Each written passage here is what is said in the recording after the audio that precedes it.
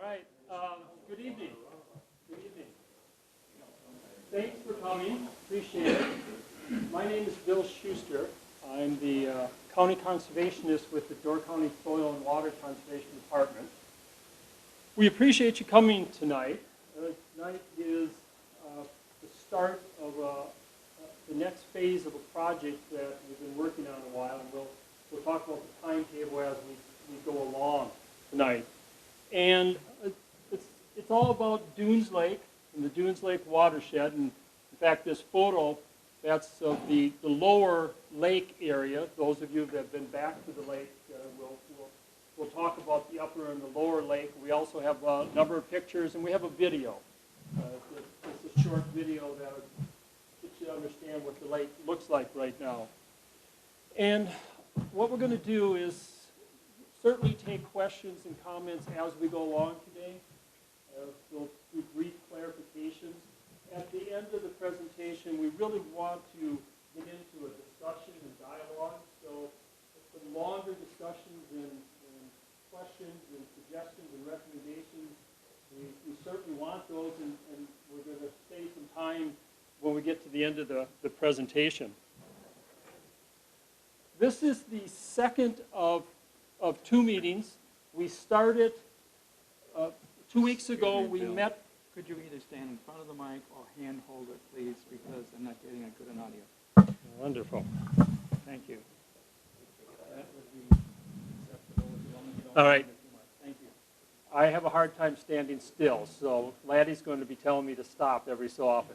So anyhow, this is the second meeting we had. The first meeting we had was 2 weeks ago, and we met with what we call the representatives of the various stakeholders. So we had represented the town and the county board, the sanitary district, the school, farming, the Lakes District, Lakes Association, the property owners. The project also goes up into little bit into the town of Egg Harbor and the town of Jacksonport. So we had a meeting 2 weeks ago where we just talked a little bit about the project. That was our last prep before we came out with the public and wanted to talk in much greater detail and get input from everyone.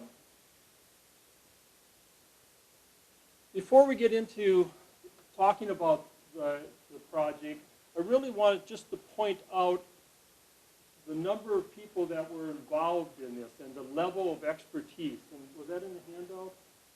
Yeah, this was there's a handout that's floating around. And just the technical contributors and the peer reviewers represent a wide range of expertise throughout the state of Wisconsin for the various disciplines that are important for a project like this. The other thing is that on this side over here are people who made the project possible. Those are people who donated their time, money. They allowed us to go onto their property. They supported the grants that we got to do the project. And on that note, the project was funded by a number of grants from the Wisconsin Department of Natural Resources. Mary Gansberg is here in the back, just raised her hand. Mary is the Northeast Wisconsin Lakes Coordinator, and this project wouldn't have been possible without that funding. We also got direct donations from a number of individuals. And that's in your packet. I also want to point out that in your letter, there was a link to the draft technical report that's on our website. And we're also going to show it again on the last slide if you want to write it down. You can also stop in the office and take a look at a copy. So the goals of today's meeting. The science phase is completed.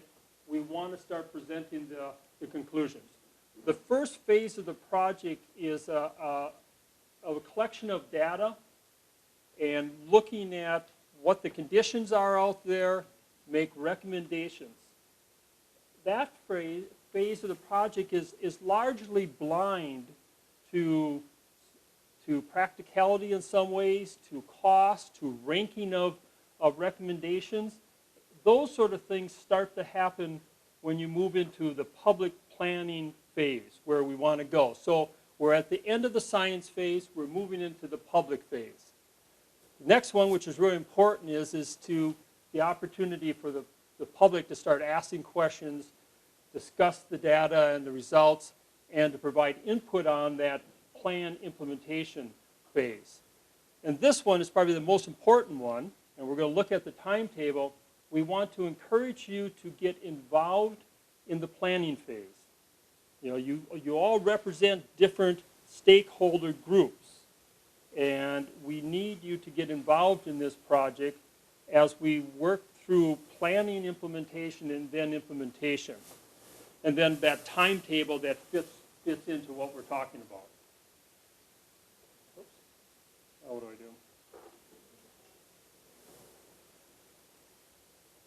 All right. So the project started in 2008. We've been doing that science phase for about 4 years. Started writing the draft technical report in 2011.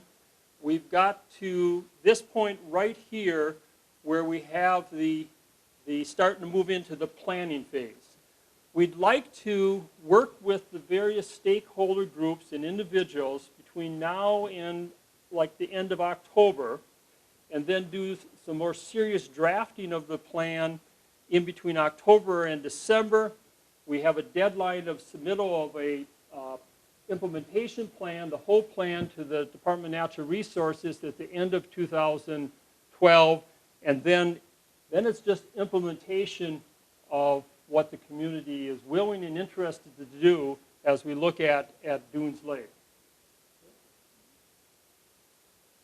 Okay, the origin of the project. Over the past, let's say, decade, people that are familiar with the lake, people who've spent time in there recreating, hunting, fishing, hiking, canoeing, kayaking, bird watching, whatever, have started to notice changes to the lake. Changes that on a very anecdotal level, people suggested that it's changing in a way that one would not expect the lake to change as rapidly as what was being observed. And none of that was backed up with any science. It was observation by, from very casual people to people of science, but it was looking at that, and there was this more and more talk about it, that something's happening. But really, there was nothing to defend that position. So just one slide that's got too many words. And it's really the eutrophication. And I'm not going to read this whole thing, but we're going to talk about eutrophication. It's in the report and in the summary. Essentially, what it is when a body of water gets a large concentration of nutrients, fertilizers, largely phosphorus and nitrogen, they cause excessive growth of plants. The dying of those plants and the decomposing of them uses up oxygen, causes living organisms such as fish to die. And while it's a natural, slow aging process for water bodies, human activities can speed up that process. So all lakes are aging. They're working their way to basically a marsh and then a filled-in area. They're working their way. The observation is that on this lake is that it's going faster than what one would expect. And then really what it amounts to is when the effects are undesirable, eutrophication can be considered a form of pollution. All right? Going back to the slide that we had before, and this can show you a few things when we go from April to July. The observations that people have been noting is that algae has been growing in larger quantities and faster on the cobbles in the stream and along the lake and in the logs that are there. There's a lot more algae. Duckweed, if you look at in April before things warm up to July, you see this green, lime green color. This is the stream and the lake and going down. That's duckweed. The duckweed is very from shore to shore in places and quite thick. It's just growing very quickly. There used to be a fairly nice population, large population of freshwater mussels, clams, particularly at this spot right in here and some other areas. Those are all dead. They're basically been died off and they're covered up with algae. We've got, those of you who've been back in the lake, when you enter into the lake, there's that muck, that anoxic sediment. That sediment has been getting deeper, thicker, and going out into the lake further. And these are just observations without a lot of science to back them up. That's what began this project. So this is the lake. This is the watershed that goes to it. And when we started the project, we anticipated it to be a traditional lake project, watershed project, pretty straightforward, largely surface water with some groundwater parts of it. But as we got further into this project, it is largely why it took 4 years and not the couple years that we anticipated, the role of groundwater and some of the unique sources of nutrients caused us to have additional phases to take a look at what was happening. And we're going to get to presenting that data. So this is the lake, and the lake is approximately 80 acres. This is Geisel Creek that comes down from here. This is Heberly Road, and then this is what we call the lower lake. It's about down here, the lower lake area, and it goes a little bit further. It's a little less than a mile from Lake Michigan, discharging into Lake Michigan from Shivering Sand. The lake is, in its deepest areas, 6 feet or so, a medium depth of 2 feet or so. It's quite shallow and always has been. It has a marl bottom to it. That marl bottom is more and more covered up with organics, and that's part of what we're talking about. It has migratory fish of northerns and suckers. The northerns likely go all the way up to beyond Highway 57 as you go into Valmy. There's certainly carp and panfish and bullheads and such, and it's a interesting little lake. What we would like to do at this point, I think it's the next slide, we have a 5-minute video, and it's one of our staff people going up the stream in a canoe, and not everybody in this room has been up the lake, up the stream and up the lake. So we want to show this 5-minute video, and we will talk a little bit as we go along, but let's just run that right now, and then we'll go back to some of the presentation.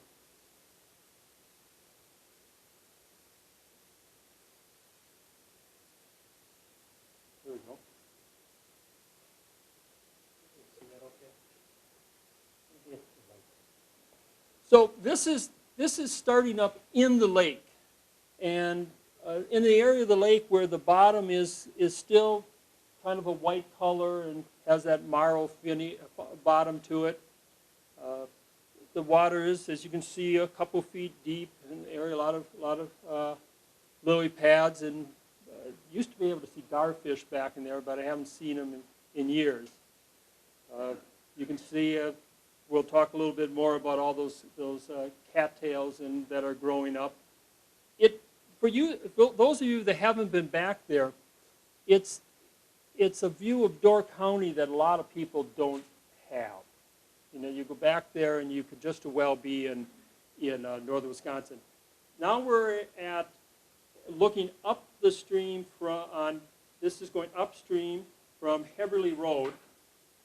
Standing this close, and it's hard to see it, getting dizzy too, but you can see this is the stream as it gets to Heberly Road, Geisel Creek. This is the public access, the easiest public access to the lake.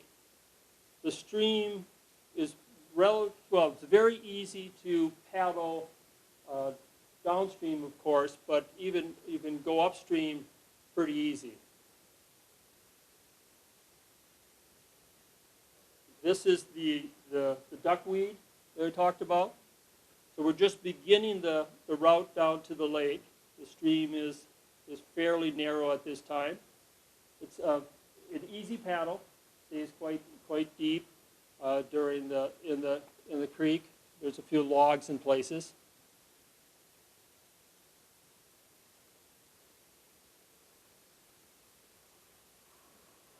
You can see there's wood duck houses. There certainly are wood ducks, and I believe when they went back last week to do this video for tonight, they saw wood ducks. I don't know if they used the houses. When we were working on the project, you guys saw a fisher back there, right? Yeah, so there's in the winter they saw a fisher, which you often don't see. You can just... What month was this? Last week.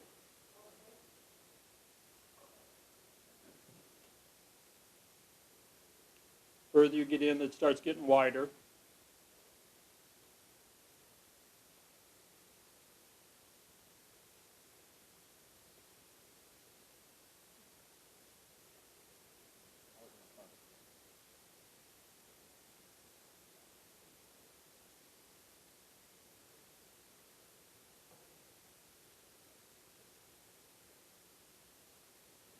A duck flying ahead of them.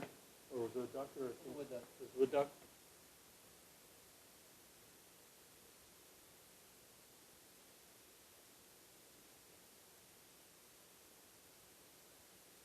It's busy.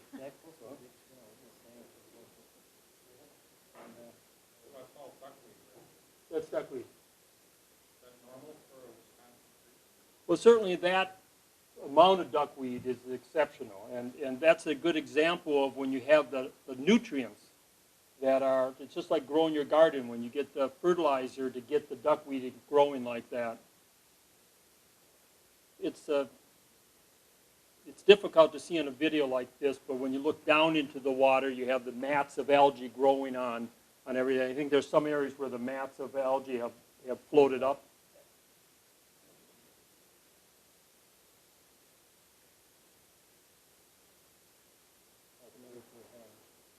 Was what? A great blue heron.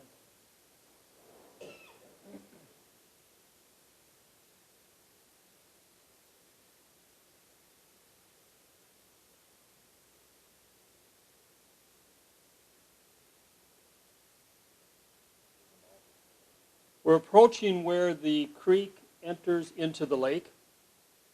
And those who have been back there over the years, this was always a difficult place during the summer and low levels. You have muck, organics. You can see like that. It has gotten noticeably larger into the lake. In fact, it is a challenge to push a boat through right now. In fact, I think Greg broke one of the paddles going back to take this. A borrowed paddle.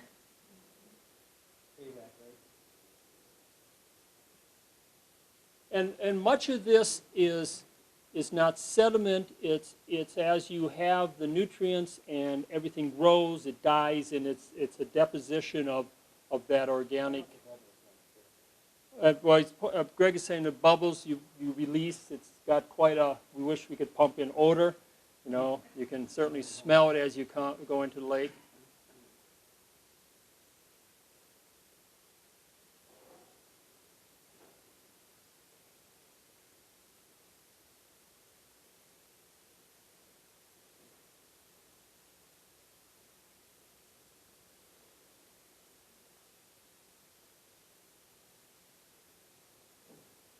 You can see the tall cattails as they come along the lake.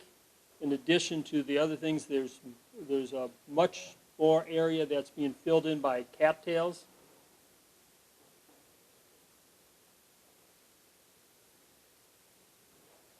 A little less of the organic you're starting to get as you go further into the lake. The organics are thinner now, and there's somewhat of that white from the marl starting to be turned up.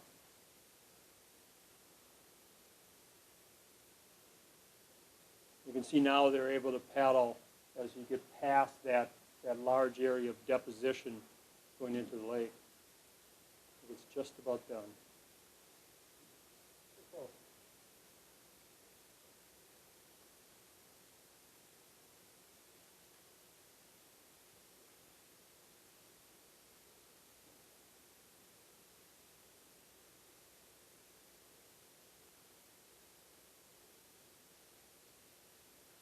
I didn't say it before, I should have. The lake is completely undeveloped, going around.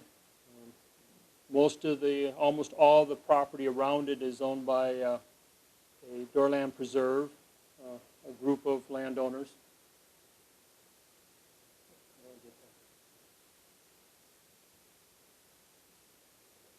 So, this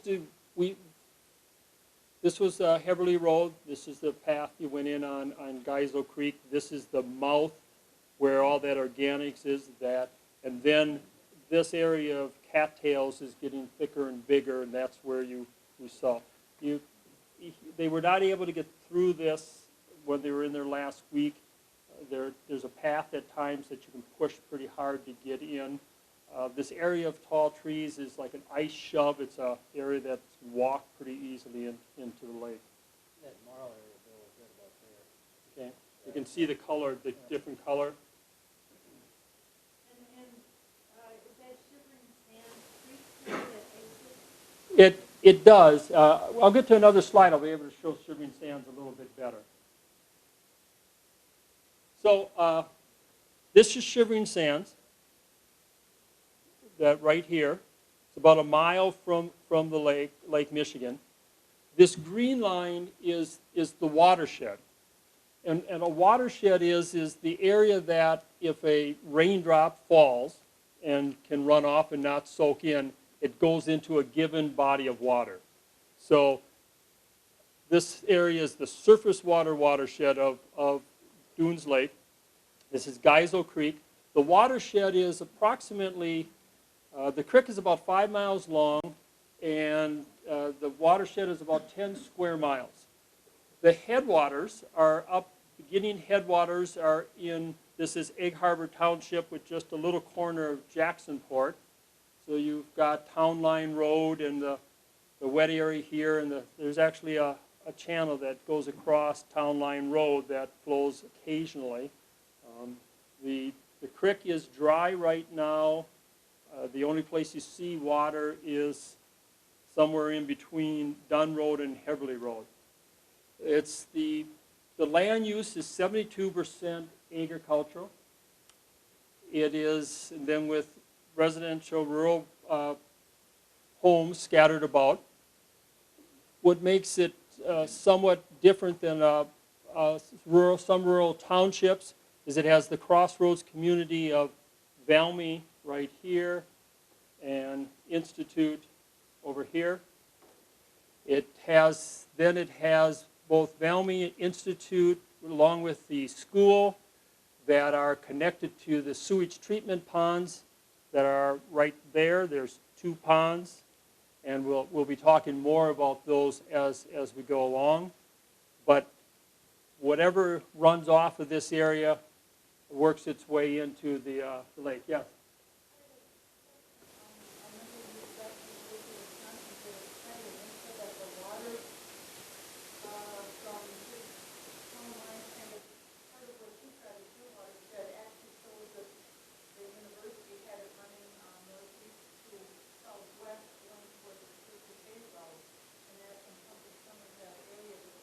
Oh, sure. You're talking about the groundwater, which really is a good segue into these. The project that just was mentioned is that a group of us worked on the zone of contribution for the water that feeds the drinking wells in Sturgeon Bay. And what that's called is a zone of contribution. It's the equivalent of a watershed for surface water. It's the area where infiltrating water, whether it's rain or snow, goes into a certain delivery system to a destination. What we have here is, again, this is where the lake is on both of these. There's Shivering Sands. The green line is the surface water watershed. And what you see here is the groundwater watershed, or the zone of contribution. What that means is during the dry season, when water infiltrates in this area, it's a delivery system to the lake. Then in the wet season, it's slightly different. You can see it heads a little bit over to the west, and it's not as far to the east. And this component of the project was significant when we started looking at some of the potential sources of nutrients. And it's important to grasp this as we talk about some of those sources. It also is that there's times over here that outside of the surface water watershed, those land uses are having a potential impact on the lake. So this is just, it's the groundwater watershed for the lake. Lastly, before we start moving into some of the findings, this is the soils map. The yellow and orange and red colors are the shallow soils, and then the valley being the deeper soils. These soils are the ones that have the least ability to attenuate or treat or reduce the nutrients or pollutants that are going through the soil. And you can see where we have that area where the watershed, the groundwater watershed branches out, is up on that high bedrock, shallow soil area.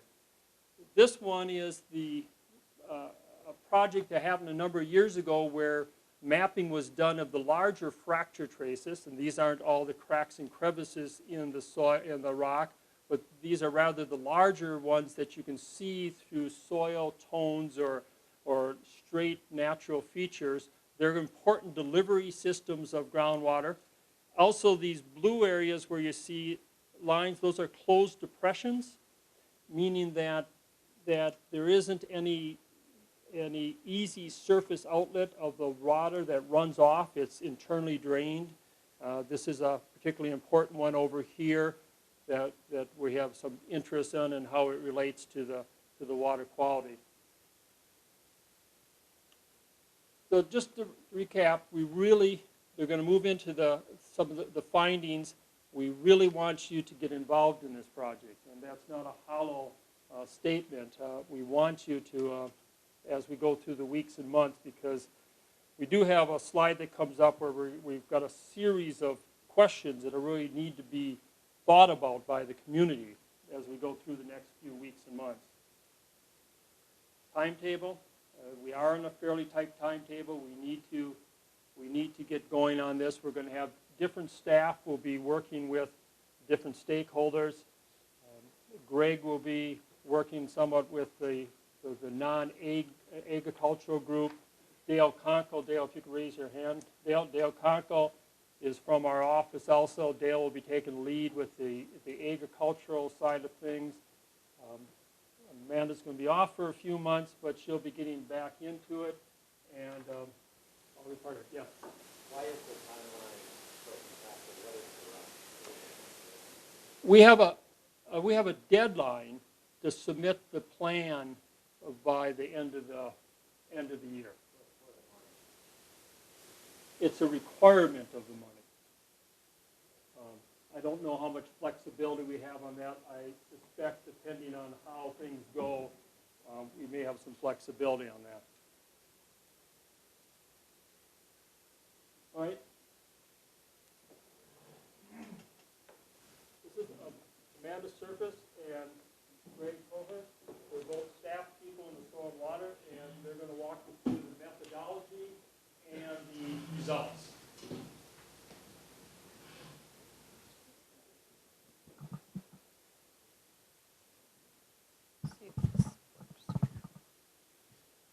As Bill mentioned, I'm Amanda Surface from the Soil and Water Department. Greg and I are going to sort of tag team here, talking about the methodology, what we did throughout our research, and then the results that we were finding along the way.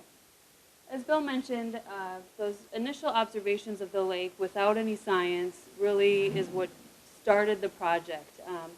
we, as he mentioned, got some funding through DNR, through lake planning grants, to start water sampling. We didn't know what kind of water quality was around the lake, in Geisel Creek, in the lake itself, and in Shivering Sands before it discharged to Lake Michigan.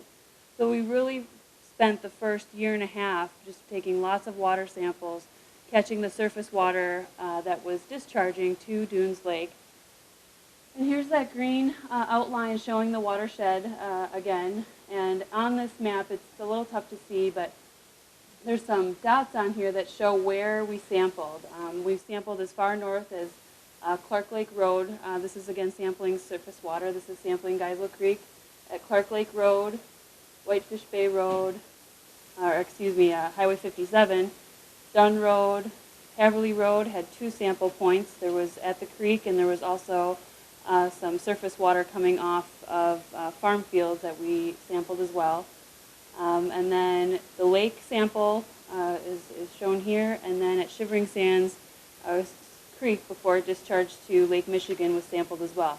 Those were our surface water samples. We wanted to see what kind of water quality we were getting from the surface water around in the watershed. Around the Dunes Lake itself, there was also free-flowing groundwater springs. We also wanted to catch groundwater samples as well, and there was 2 west side springs, we called them, shown here on the west side, northwest side, west side of Dunes Lake, and then also a northeastern spring around the lake as well. Bill had shown a map showing the zone of contribution, the groundwater flow, the surface watershed. One of the things that we noticed the first year of sampling was when we went to go sample surface water at Geisel Creek in November, I believe it was during, and I should mention that the frequency of samples that we took were once a month, which we called steady state. We took samples during a rainfall event. We took samples during the spring, which we called snow melt events. And then we also took samples during pond discharges, and Bill pointed out the sanitary ponds that are in this watershed. And during November, the first year of sampling, we went to sample the creek, and there was no creek. It was a losing stream. It was dried up. This got us thinking on, well, where's this water now going? So it really sprung a phase 2 of the project, which we wanted to really look at what the groundwater flow was in this watershed. We worked with UW-Madison, all sorts of partners that you see on your handout that really worked at putting together a groundwater flow for the watershed, and those were those colorful maps that Bill had a couple of slides ago showing that zone of contribution. And then we also worked with the Wisconsin Geological Natural History Survey to give us a more delineated surface watershed of the area using precipitation records, land cover, things of that sort.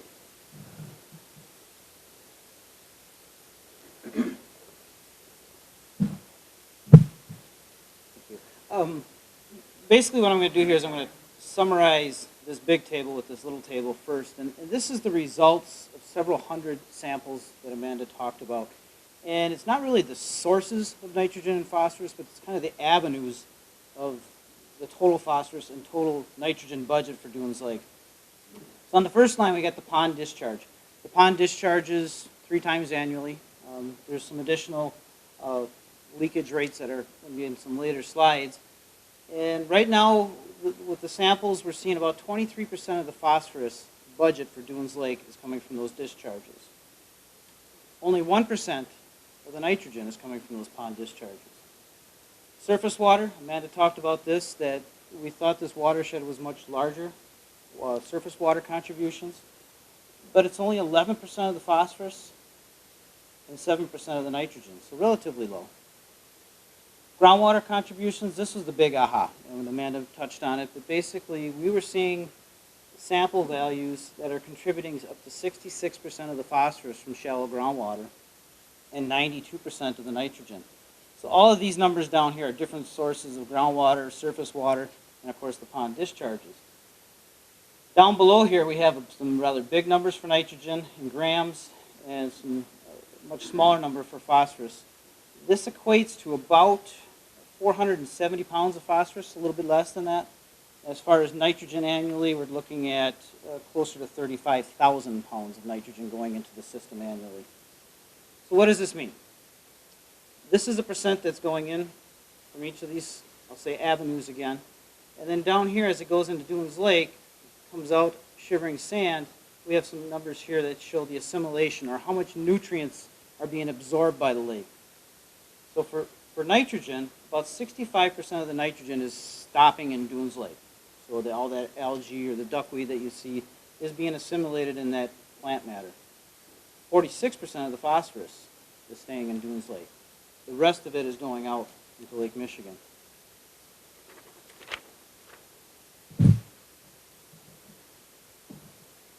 really hard to see close up. This is the water budget. And again, Amanda talked about this as far as the same categories, the groundwater, the surface water, and the pond discharges. The pond discharges, less than 1% of the water budget. So if you think about how much water is coming into Doones Lake, we're now talking about how much from each one of these avenues again. So less than 1% is coming from the wastewater ponds. 7.5% is runoff or surface water runoff. So again, a lot less surface water runoff than we expected. 88% is coming from shallow groundwater contributions. So water that's coming in directly underneath and into the lake, water that's coming underground into the stream and into the lake. So again, a very large percentage here. So going back to the top, less than 1% of the water budget is associated with the pond discharges, and that includes the leakage that we'll talk about in a little bit. Only 7.5% surface water runoff, and 88% is groundwater.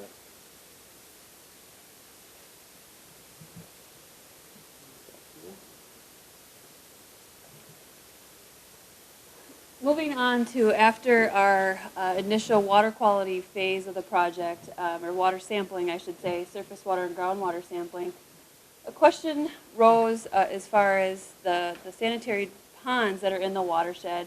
And Greg mentioned that there was some leakage happening at the ponds located in the watershed. On this left side here, we worked with Wisconsin Geological Natural History Survey, and they did what's called an earth conductivity test, which basically is walking around the ponds and seeing what the conductivity is of the shallow groundwater.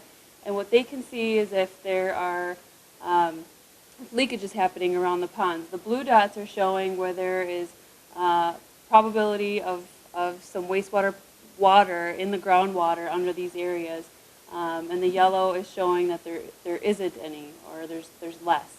So this map here got us thinking on, well, we need to see if there's any connectivity from these wastewater treatment ponds to the groundwater. Greg mentioned the contributions that groundwater was contributing to Doones Lake and this watershed. So we wanted to see what kind of leakage was happening at these ponds. It's really hard to see, but on this right side map, there's some tiny little stars. What we did is, again, this was now another phase of the project.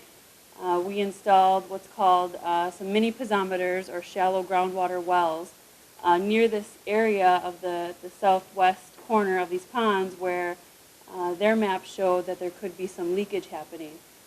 So we moved into another phase where we're sampling and concentrating on this area and sampling through these wells to see if we could determine if there was actual connectivity between these ponds and the groundwater, and ultimately Geisel Creek and Doones Lake.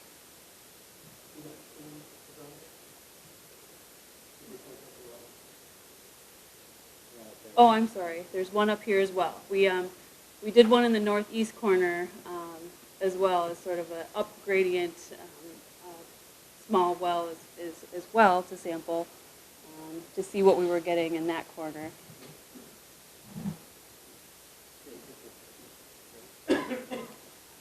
This is not a summary of those piezometers, but this is a different summary. It's a summary of the compliance and maintenance annual reports for the district, for the sanitary district. And basically there's 4 years of data here. We're hoping to get some more data here and clarify some of these things or see if the trends are continuing. But there's a couple different columns here I want to point out. This is the estimated total influent that's coming into the systems. This column is the total effluent, or what's going out of the ponds. There's the percent lost that's calculated, and actually that's illustrated here on this graph for each year. And then there's also the estimated leakage in gallons per day, and then estimated leakage in gallons per acre per day. So the first one here, the first bullet is the ponds are leaking. We've known that for many, many years. It's in the reports. One of the key points here that we said wow to when we first looked at it is that for nearly every 10 gallons of influent that's coming into the system, not quite 3 gallons are being lost. And that's just nearly 30% or 29.1% leakage loss. What I also want to point out, though, is that the estimated leakage in gallons per acre per day in 2009 was 601. What's allowable through the code, Natural Resources NR 110, is up to 1,000 gallons per acre per day. So it's well within that limit, but that's what's allowed. In the same paragraph, or the same section of the code, the department may also require a leakage rate that's less than 1,000 gallons per acre per day. And usually that's done in areas where shallow soils are present, fractured bedrock, and or shallow aquifer. So in reality, the DNR could require a lower leakage rate to some other level. Again, we mentioned this. There are currently 3 effluent discharge events. The third one is usually occurring in the fall, September, October-ish, somewhere in that ballpark. And oftentimes it's to a dry stream bed. How much oil and how close to the bedrock where the leakage is happening? You get it all marine on that. You know right offhand? I don't know offhand, but we do know that there's some, I don't even know if we have the complete designs for the ponds, but there is some native clay liner for the ponds. I really don't know offhand.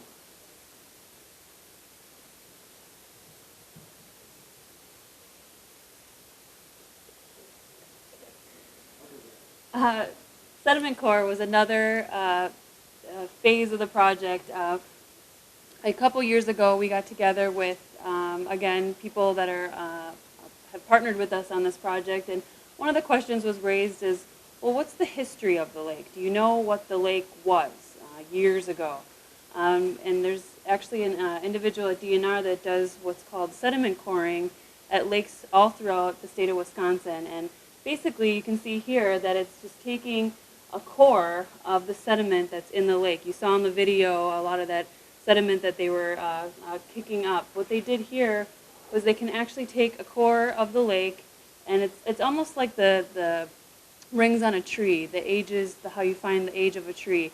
The oldest part of the lake, or sediment in the lake, is this lighter color, and then that they were able to date this back to the 1800s, and it goes all the way to the 2000s. You can see how the color changed, got a lot darker, and they were able to then see what the history was of this lake throughout that time period and how quickly the lake had aged or sediment changed over time for Dunes Lake.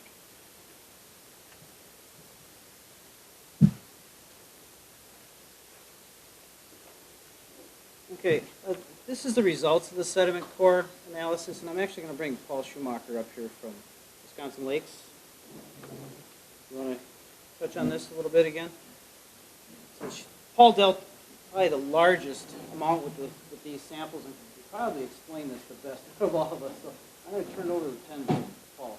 Let's go back to the picture of the lake.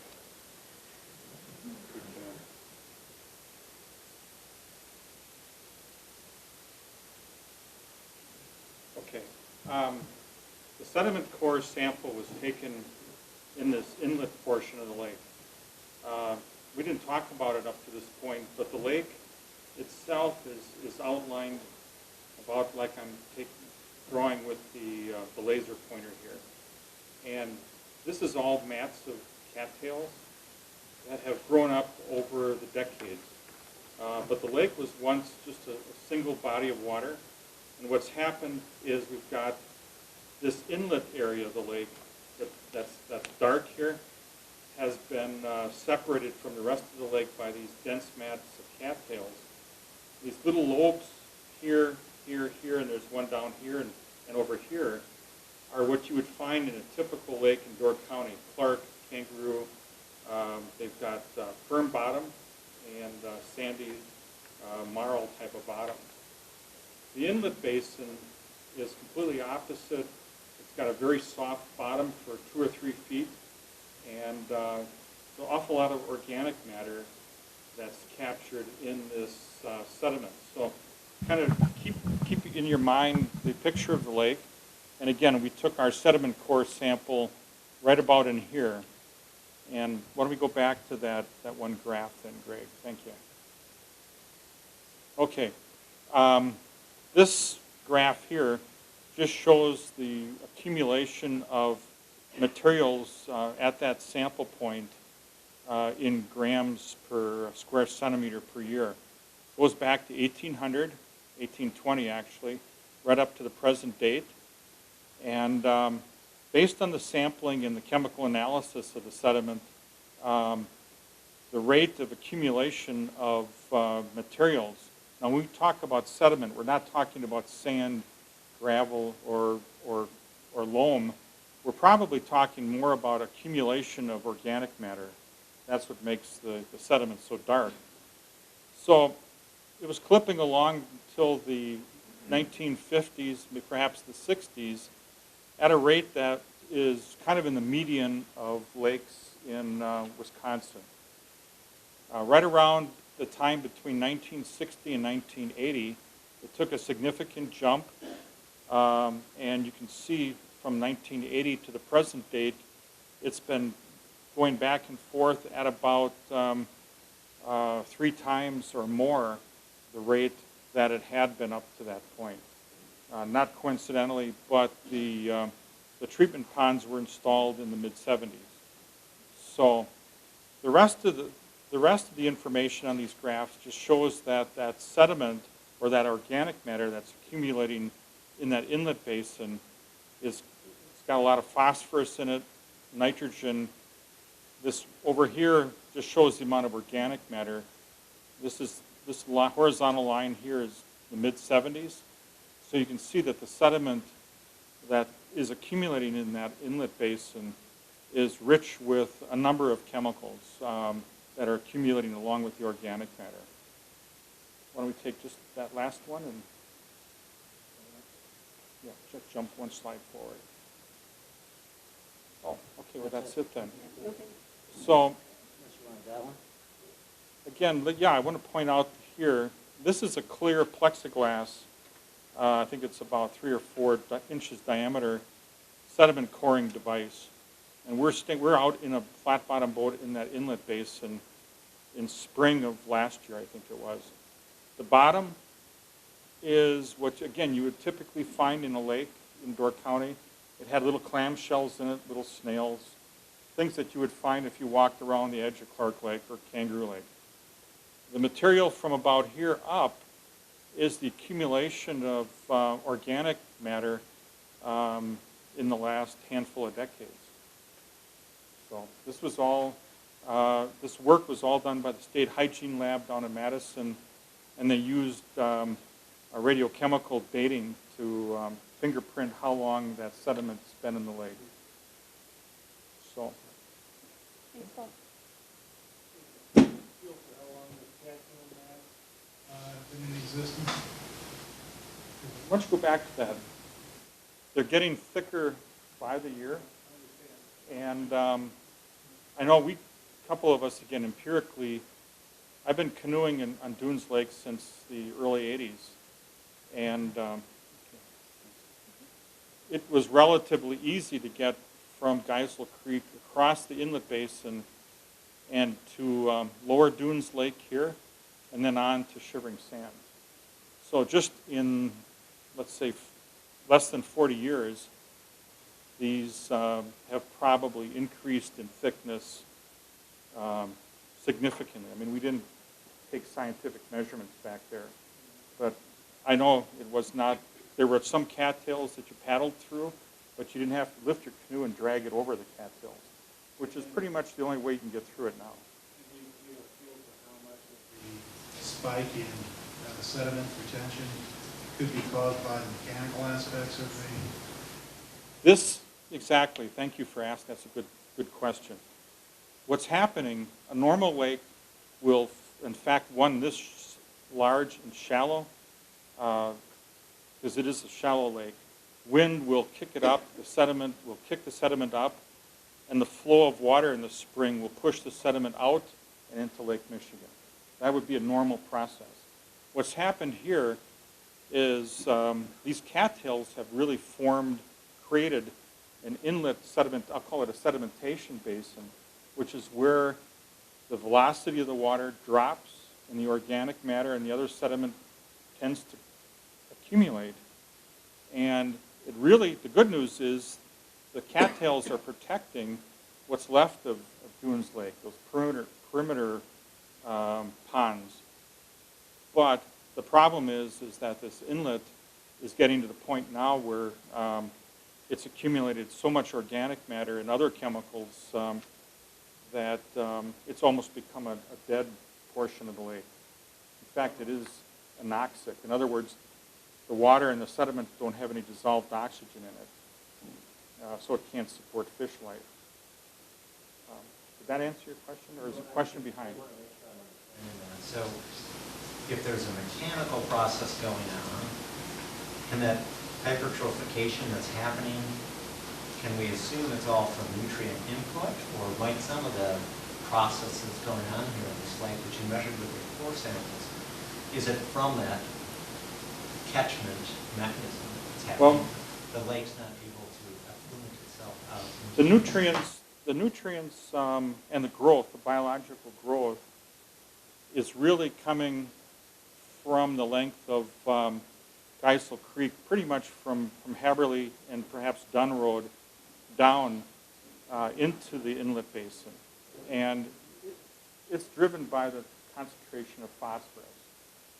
We took a lot of samples, and the nitrogen levels are such that they're supporting a lot of plant growth, but it's the level of phosphorus that's really kicking the plant life into accelerated growth. And it's that plant life then that dies and sloughs off and ends up down in that inlet basin. So, could some of that phosphorus be coming from that cedar boscag that surrounds Geisel Creek? Is that organic material? No. There is nothing substantially different with the cedar. I'll call it a cedar swamp, which is what I've always learned to call it. I wish I had a picture of the Clark Lake, Logan Creek. Stop. Oh, okay. Clark Lake, we did a watershed study on Clark Lake, and there's extensive cedar swamps between Lost Lake and Clark Lake, and very, very low phosphorus concentration, very low. But thank you for that question. And Greg, you're going to talk about it. Thanks, Paul. I'm just going to wrap up the methodology section real quick here by ending with land use. We did take a pretty extensive look at the land use within the watershed, both the ground watershed and the surface watershed. The solid line on this map symbolizes the surface watershed, and there's a dashed line here that shows the ground watershed. Again, the Dunes Lake is down here. Just to kind of put you in perspective, the town, Valmy's located right here, wastewater treatment ponds, and Institute right there. This pie graph on the top is showing the land use within the ground watershed. Obviously, we can see the brown is symbolizing the agriculture, green is forested lands, and then you go down residential areas, vacant lands, and such. And just kind of a comparison, it's kind of interesting to know, just comparing between other lakes in Door County. The egg comparison in size, Dunes Lake is about 64% egg within its watersheds. Clark Lake is 39%, and Kangaroo Lake is 22%. And then size in acres of a watershed around the lakes in Door County. Dunes Lake watershed is about 7,200 acres. Clark Lake is 11,100, and Kangaroo is about 6,000 acres. To just kind of give you an idea of the differences between the lakes in Door County.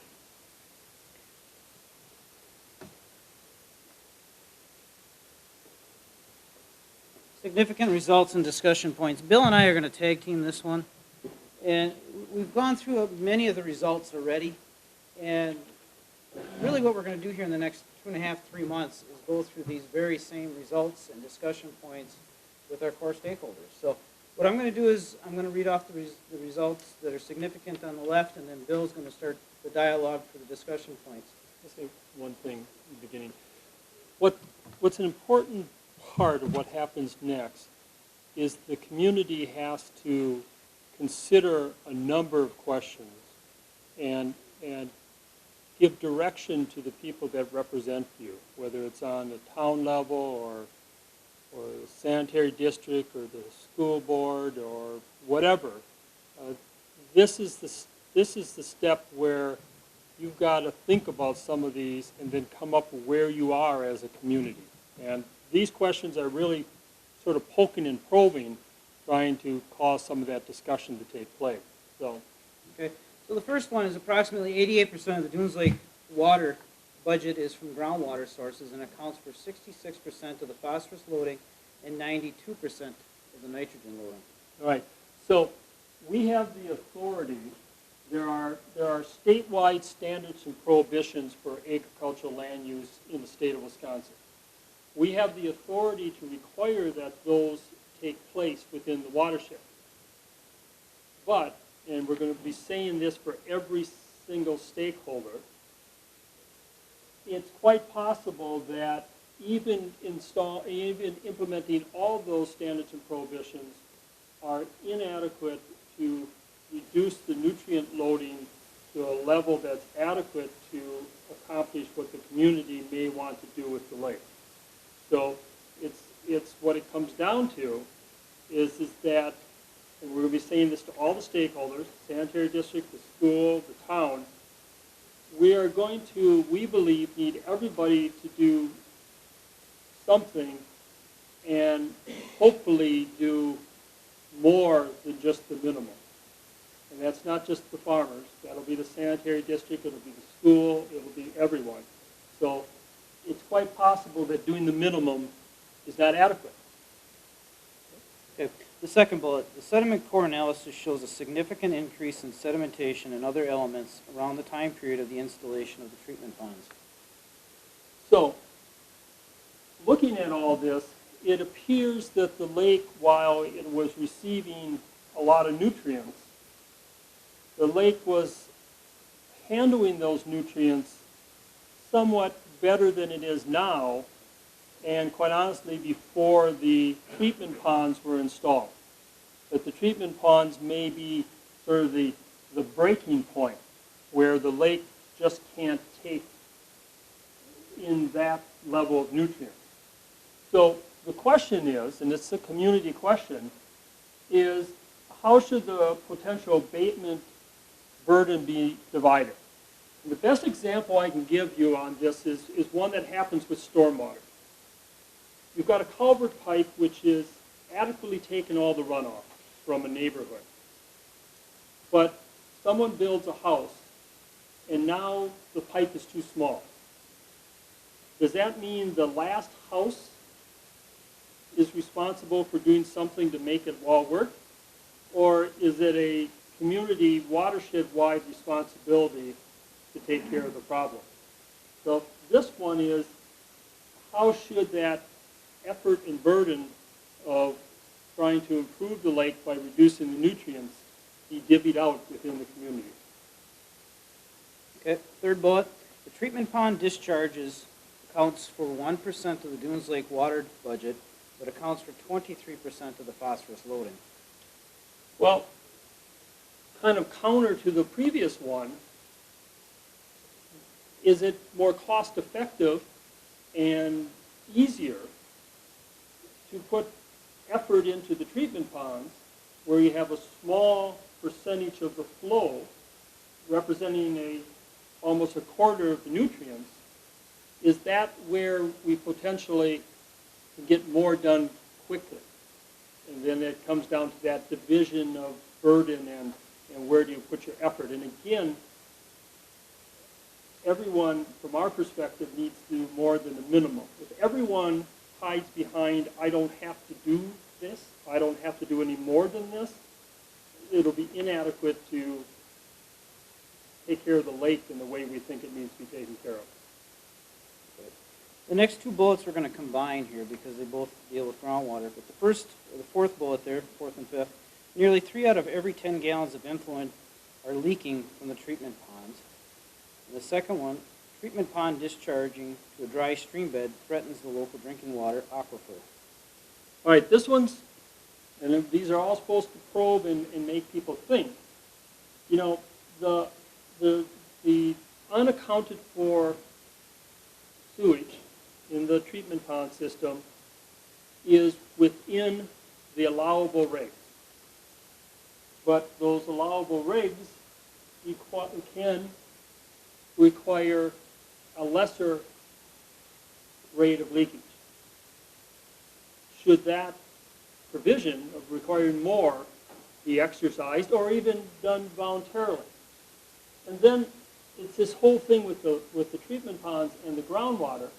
If you recall, when I showed you the zone of contribution for groundwater, that it moves east and west, and going into a dry stream. When you discharge the ponds into a flowing stream during the spring, the groundwater is going into the stream, and it's pretty effective at delivering whatever you put into dunes later. When you discharge into a dry stream bed or a stream that we call losing, I mean, it's a dry time of year, and as it flows, it's actually losing water, you're discharging a certain amount to the groundwater system. And then also, there's times where the ponds are, we believe, out of the groundwater capture zone of the lake. So you start thinking about it, if you discharge the ponds only when the stream is flowing the best, you're going to impact the lake more. You're going to deliver the nutrients more effectively to the lake. But if you discharge it when the stream is dry or losing, you're going to impact the lake less, but you're discharging into the groundwater system, and our wells are in the upper aquifer system. What's the correct thing to do? The lake or the groundwater? Or both? Dunes Lake is assimilating nearly 50% of the phosphorus and more than 65% of the nitrogen. Yet discharge amounts to Lake Michigan via Shivering Sands Creek are still significant. So we do nothing. We continue to discharge the same amount of nutrients from the whole watershed. And we use the lake as a detention basin, a treatment pond, which essentially is now. It's still discharging an unacceptable level or increased level of nutrients to Lake Michigan. So let's reduce the nutrients just enough so that Dunes Lake could handle the nutrients and sacrifice the lake as a treatment pond. Is that an acceptable use of a public water body? Because it does assimilate a certain amount of the nutrients. Is that acceptable to the community? Dunes Lake was once a higher quality surface water resource and is now deteriorating rapidly. This is the big one. And it's where it really shifts from the collection of data and the technical discussion. And it really is the rapid, we believe, rapid aging of the lake. Is that acceptable to the community? You know, we did our science. We now move into a public policy, public planning phase. And is it acceptable to lose that lake as that resource? It'll still be there. It'll change. And that's a decision that really isn't ours.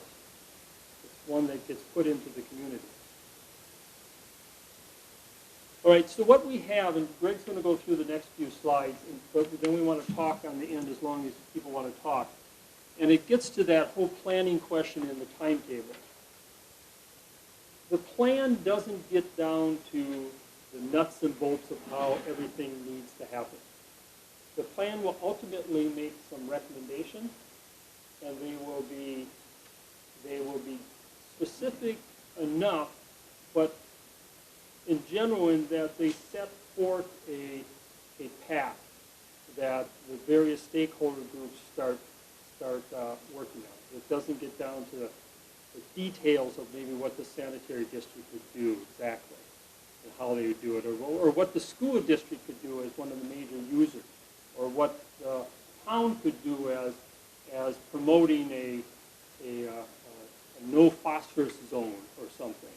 But it'll make those more general recommendations, and hopefully in discussions with the stakeholders, we can get some prioritization of what the stakeholders would like to do first, and hopefully how far they go. So Greg is just going to go through a list of things, and we encourage you to start getting involved as we start talking to the stakeholder groups. So Greg? Yep. All right, some very, very busy slides, and I apologize for that, but I'm going to go through these really quick. A couple key words on here on each category for recommendations. First one for the agricultural, non-point pollution sources.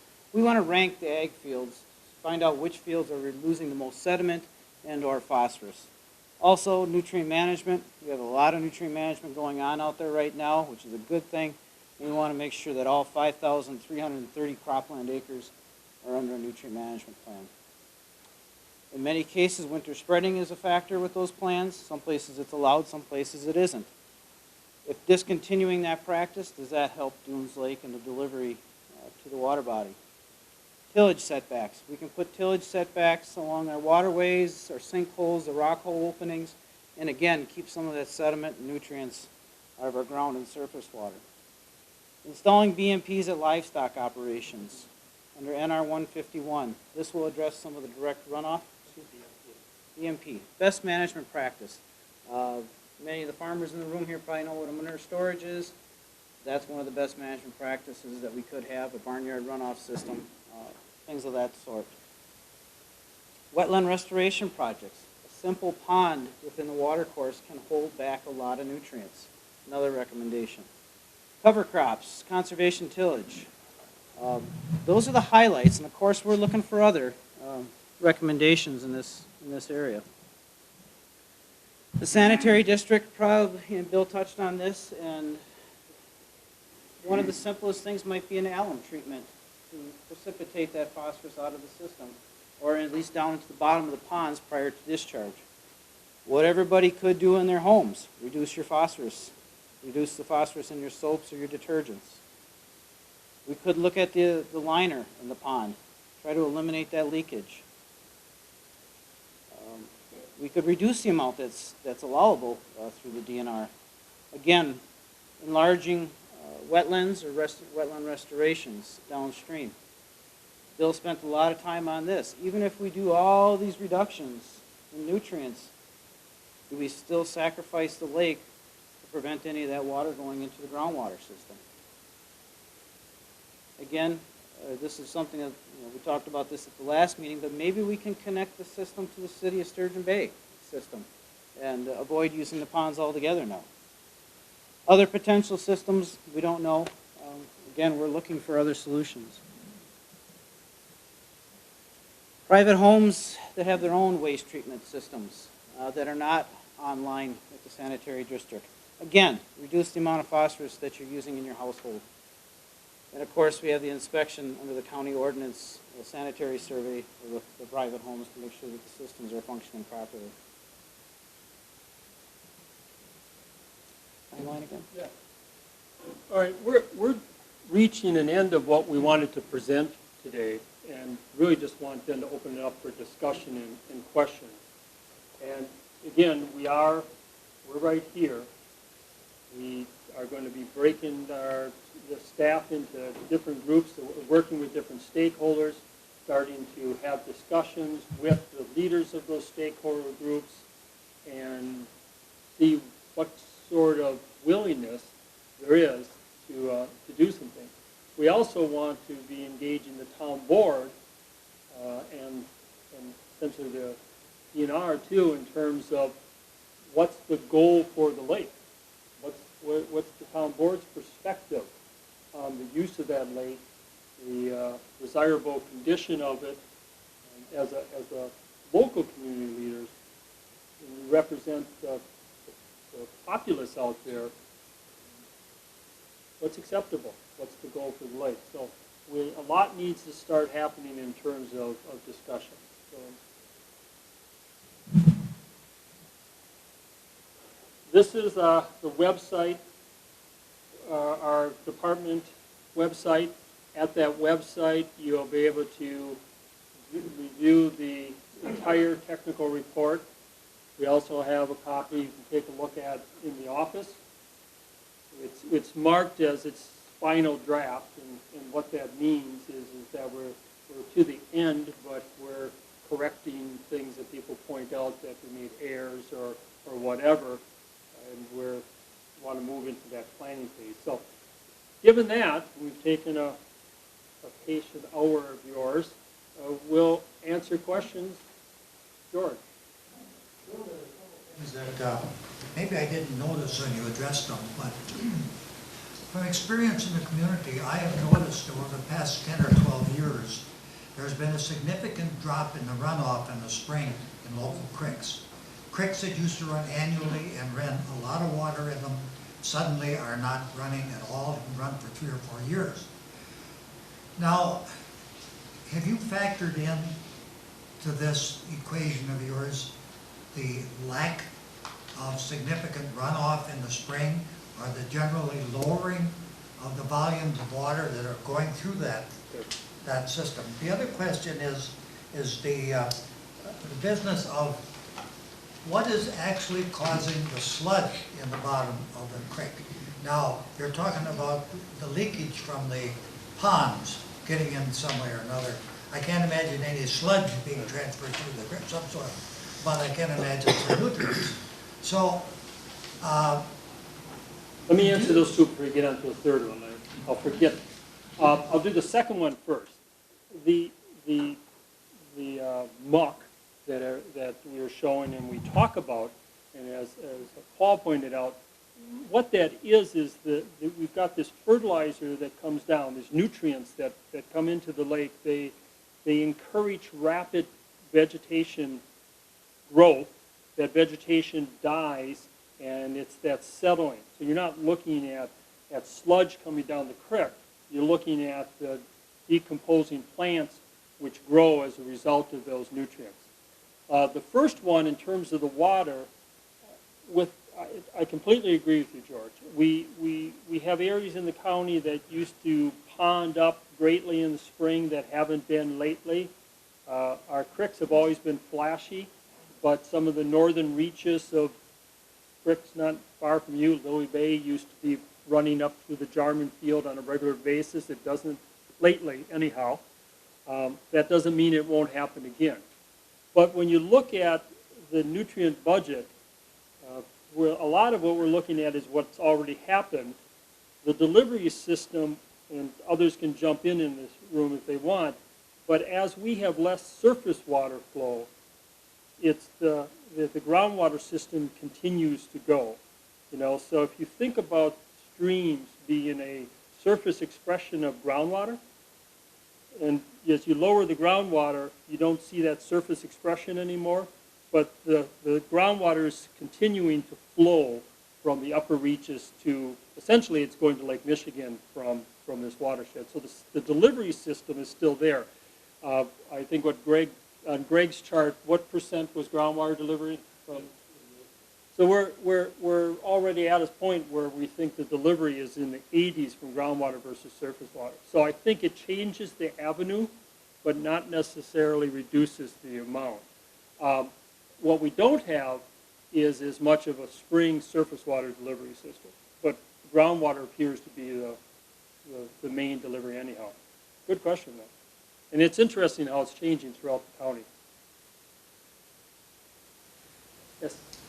If the community decides to use Dunes Lake as a treatment system, a sewage treatment system, in order to reduce the phosphorus and nitrogen flowing out to the lake, and sort of sacrifice that part of the lake for sewage treatment.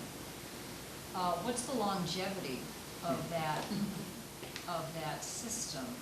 Is it just going to buy a decade or two, or will it continue to function that way in perpetuity? You've actually sort of asked the reverse of the question we get most of the time is if you reduce the nutrients, how long before things get better? I don't think anybody in this room is brave enough to speculate the answer to your question. Paul may want to jump in, but it's rapidly changing. That's But a great question, and again, within 20 years, we've seen a significant change. I wouldn't give it another, I was just sampling it today, and I can't get over from year to year how much change there is. If it lasted, if that inlet basin stayed as part of the lake for 20 years, I'd be surprised. it's changing quickly. And like I said in the beginning, it was anecdotal. We all were noticing this, but we didn't have any science to back it up.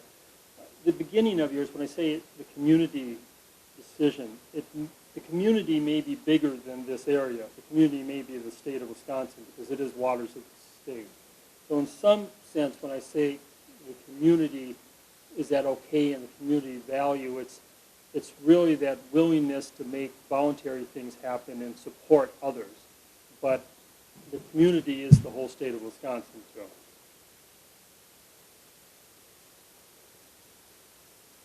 Carl. For a number of years, there was a beaver dam at the outlet. Mm-hmm. What effect did that higher water have on the total Dunes lake system?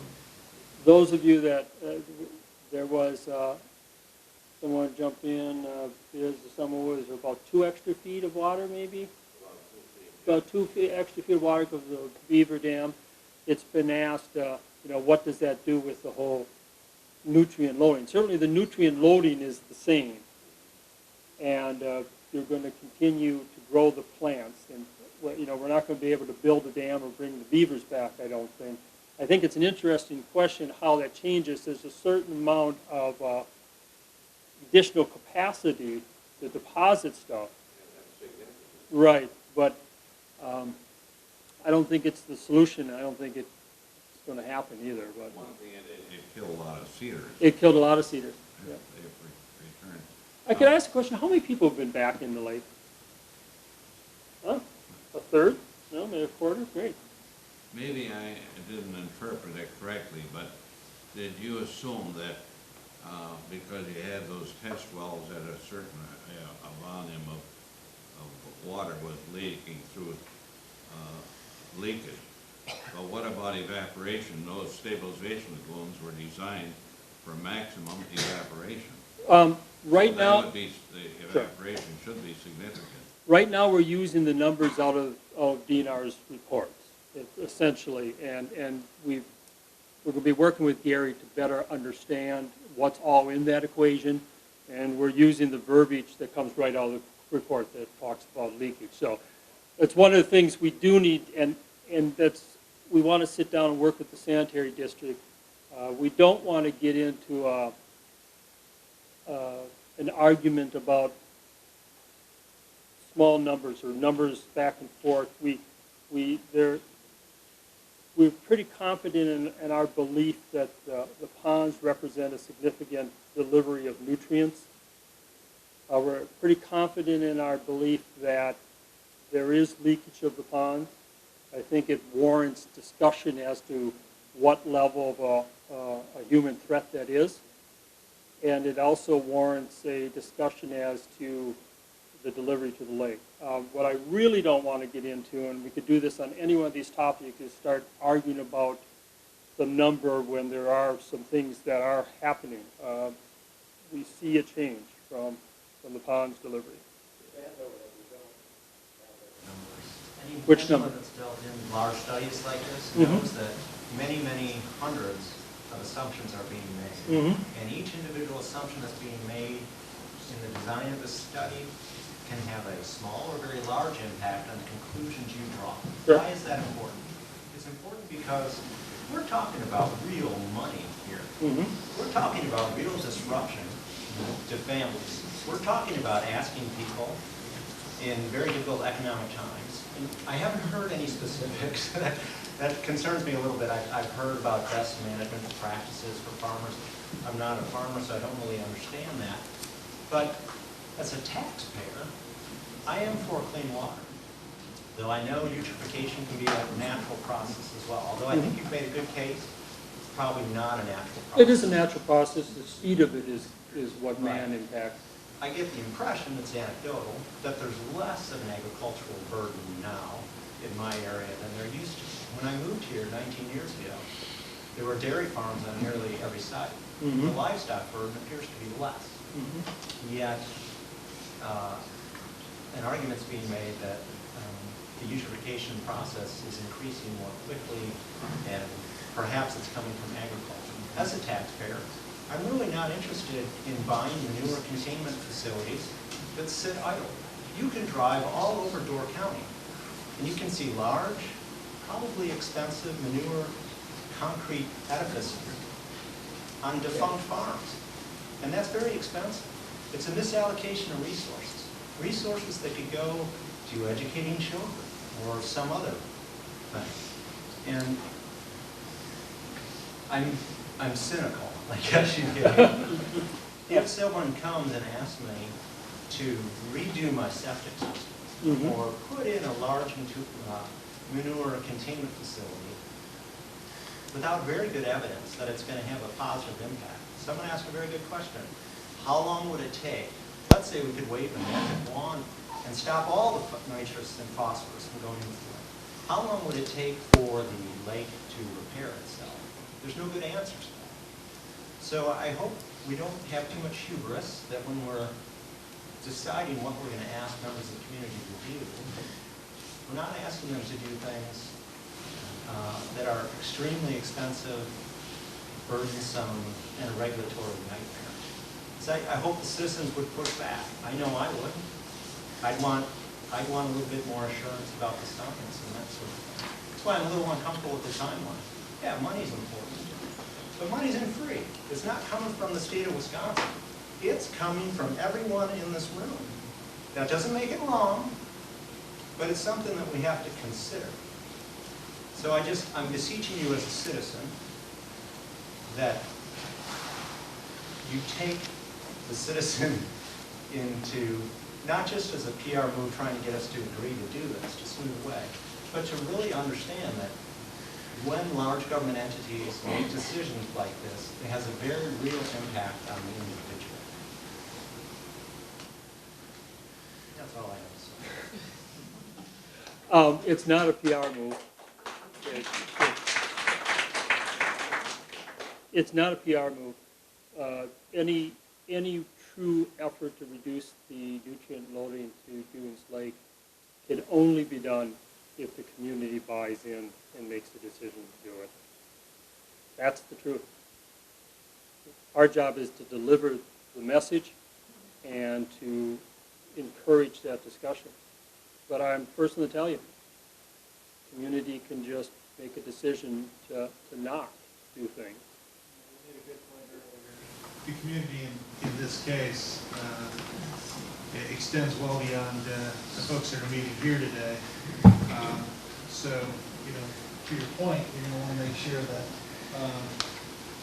that when they present options, that we look at options that we can deal with as opposed to ones that are forced upon us, because that bigger community can force us to make changes we might not want to make. Right. So we have to be pragmatic as well. Otherwise, somebody will tell you exactly how you're going to fix your problem. I agree, but I don't think we should roll over either. And I think a compelling case can be made in the court of public opinion about some practices. There's a roiling. When I moved to town here, knowing nothing about agriculture, whatever, my neighbors, my friends, there was a grumbling about this. It has not, it's not expressed itself in a concerted, concentrated way. At some point down the line, I think it will. I'm not for that either, though. I do want a clean environment. That's why it's so important to do it responsibly and not to overreach. But I see your point. When these ponds were put in, is there a life expectancy that they continue to work? Is there a maintenance that has to be done on them? Gary, can you answer that? Can you want to answer? Okay, this is Gary Kincaid. Gary is an engineer with the Wisconsin Department of Natural Resources. He works with sewage treatment ponds. Well, the plants are designed for normally a 20-year life cycle. They submit annual reports, which they've been doing, kind of evaluating various functional and performance aspects of the plant. And so there's a continual process of evaluation. That's where they got the numbers on that they're suggesting might be leaking. To answer an earlier question, we haven't factored in, those numbers don't include what might have evaporated. And so that needs to be done. That's part of the science that's not been applied here yet. That needs to So then, when this was put in, we knew somewhere down the road, something was probably gonna have to be done. Well, yeah, when you design, when we do facility planning, the state requires the community to do a facility plan, which designs a facility for 20 years. It doesn't mean it only lasts 20 years, it might last 40 years, it might last 50 years. This is a very simple technology. And a lot of times the mechanical sites have 20-year life, so it's the mechanics, the steel, the motors that have 20-year life. When you talk about a land system, where there isn't mechanical involved, it can have a much longer design life. Because I think that's what I was saying, is that it can last much longer. And when we size a plant, we do a 20-year plan, which we do for every plant, is based upon the population, the flow, inflow projections, the loadings, because plants are sized for loadings. We don't size them for something that's going to happen 60 years from now. So, for instance, in a community like this, which hasn't grown that much, I don't think, we're probably pretty close to what the design loadings are. And so we don't have an issue with exceeding design capacities. And so it's earth and lagoon construction. Nothing has probably changed from when it was built in the first place, and it's still within the design spec of, when you design a facility like this, as they pointed out in the presentation, there's a code requirement that says you have to meet at least a minimum of 1,000, or you can't have more than 1,000 gallons per acre of day leakage. Well, this is well below that. An example is that might be as high as 600, which is one value from 1 year, and so you need to look at more years than that to see what's probably more. Before we go there, I want to say something about the pond. No one's doing anything wrong with the pond. And let's assume that there's no leakage, or the leakage isn't important. But the ponds use the creek as their discharge, and use the lake as the destination of that discharge. We believe the science shows that that has an impact on Dunes Lake. Now the question then is that everything's fine, let's say, with operation, design, within specs. Is there a higher level of management or practice that could happen to reduce that nutrient loading to the creek and to the lake? Not necessarily someone's doing something wrong, something's broken, something has to be fixed, someone's in trouble. When it went in the 70s, it was a huge leap forward from what situations were. But is it okay now looking at it for its nutrient loading to Dunes Lake? And forget about the discussion of leakage and evaporation and numbers, that sort. Just wrap your head around that question. Now, the community, Institute, Valmy, the school, could go a long ways in just trying to reduce the nutrients that go into the system, period. Thus, less nutrients go the way out. There are things that can be done to the ponds to reduce the nutrient discharge, the alum treatment and such. But let's not get all of a sudden back and forth that someone's doing something wrong, you know? So, Well, and I'll just add that there is a process in place. The phosphorus regulations Right. have changed, the phosphorus standards have changed, and we're implementing that through the permit issuance process. The facility gets a permit, the community, the district gets a I'm not sure. Well, at least what infiltrates through the bottom of the lagoon would be considerably less than comes out the discharge. You mean quantity? In terms of, the solids being associated. Well, with it. On a common basis, it's more than discharge from your. And then how is that measured? I mean, how do you determine that 30% is leaking? Wasn't it 3 gallons per 10? Well, I would take those numbers with a grain of salt. And the numbers are based on what goes in versus what goes out. And so they measure what goes in the ponds, they measure what they discharge by the volume of the discharges. So it does not take into account the evaporation that occurs in the year, which can be significant in some of these years where it's been real dry. Nor does it include precipitation. In Wisconsin, evaporation roughly equals precipitation. Overall for the year, but not, yeah. I mean, we can get into this. But that's what we need, but that's what we need to get into with the sanitary district. More questions, comments? Yes, back there. My stake in this is that I live in the watershed, and I would hope that we don't spend all of our time trying to figure out who to blame or going over the fine details. I think my answer to the main question you're asking, which is, are we willing to sacrifice Doones Lake, is no, I'm not. And I'm willing to do what's asked of me to help protect the lake. Yes. When the water, where does the groundwater discharge go? In which direction? It goes through the substrate. It goes to Lake Michigan. Okay. If you remember that sweeping. Yeah, that didn't show it going to Lake Michigan. Right. Go back to that one, please. So when these were put together, we used the lake as the end point. You know, you could decide, you could put end point anywhere and show the zone of contribution. But basically, not basically, the groundwater is all heading to Lake Michigan. If you want to picture northern Door County, there's a divide a little bit east of the escarpment. Water from the west is going to the bay, the east is going to Lake Michigan, largely going down in a southerly direction and heading out. So this is going to Lake Michigan.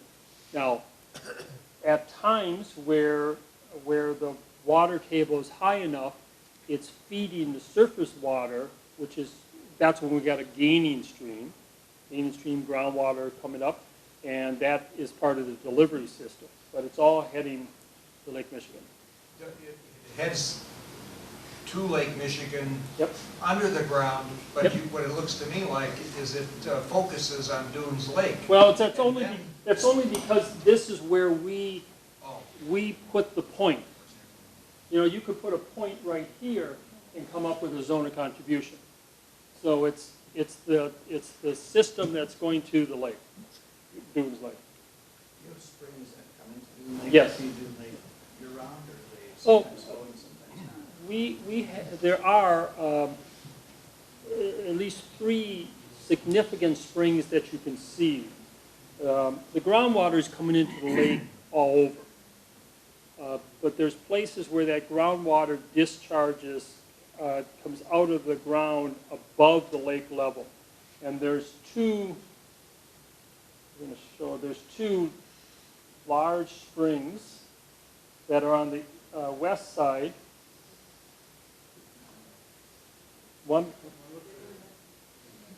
So anyhow, before it gets you dizzy, there are some very large springs, 2 on the west side and 1 in the northeast corner. We did sampling of those springs.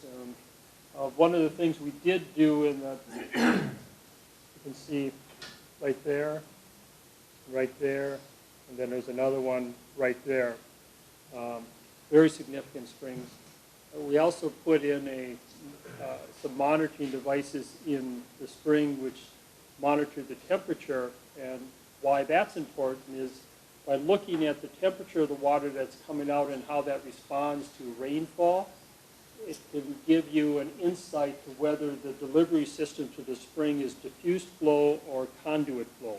Is it going into a sinkhole and going to the spring, or is it coming largely from fields? And the results are it's really diffused flow and it's coming largely from fields, which which points to the work that you could do in egg fields in terms of reducing the amount of nutrients to get closer to what the plants uptake would be good for that. Yes?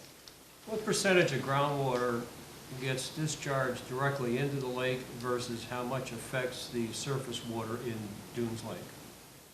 We had the water budget.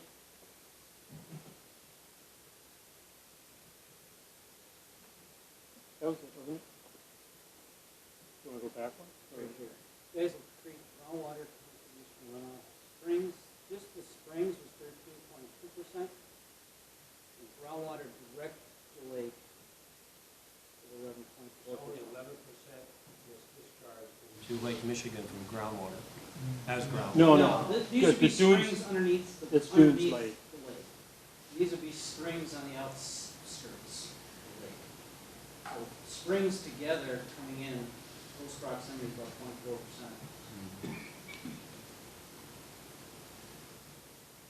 Precipitation was just over 3%.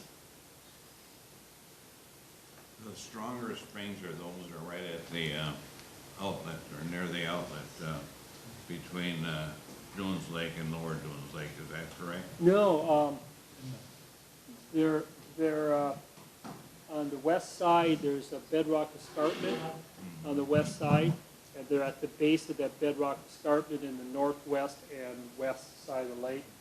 And in the, right here up in the northeast corner, right on the end of that field, right there, and then another one right here.